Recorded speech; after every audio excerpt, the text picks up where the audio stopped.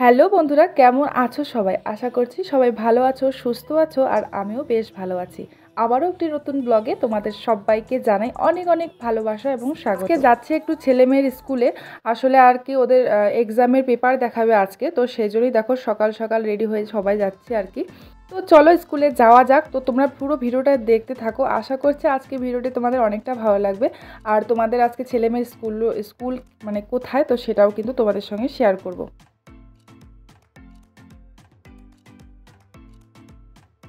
আর বড় ছেলে মেয়েদের রুমেই রেখে যাচ্ছে আর কি, আর ছোট মেয়েকে শুধু নিয়ে যাচ্ছে স্কুলে।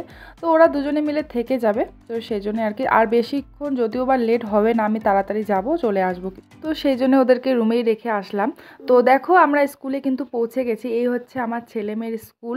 তো এটা ভেতরেরই আমাদের ক্যাম্পেরই স্কুল, বাইরের কিন্তু নয়। তো চলো এখন পেপার দেখে নিই, তারপর তোমাদের সঙ্গে আবার দেখা হচ্ছে।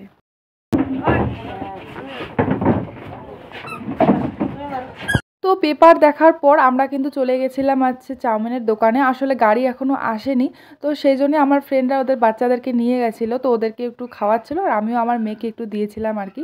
তো দেখো ও খাচ্ছে। তো ওখানে একটু বসে থাকার পর তারপর কিন্তু দেখো আমাদের বাস চলে এসছে। তো এখন সবাই মিলে চলে যাচ্ছি রুমে। যদিও একটু লেট হয়নি, তবু আমার জানি না কেন যেন টেনশন হচ্ছিলো। আসলে ওরা রুমে ছিল একা, তো সেই জন্যই। আর হাজব্যান্ডও তো ডিউটিতে ছিল, তো সেই জন্যই আর কি একটু টেনশন হচ্ছিলো, জানি না ওরা কী করছে না করছে। তো দেখো এখন কিন্তু চলে এসেছি রুমে। আর দেখো ছেলে মেয়ের জন্য চাউমিন নিয়ে এসেছি আসার সময় 2 প্লেট দুজনের জন্য। তো ওদেরকে এখন আর কি দিয়ে দিচ্ছি, ওরা খেয়ে নেবে। আর রান্না কিন্তু আমি করে রেখে গেছিলাম সকালবেলা।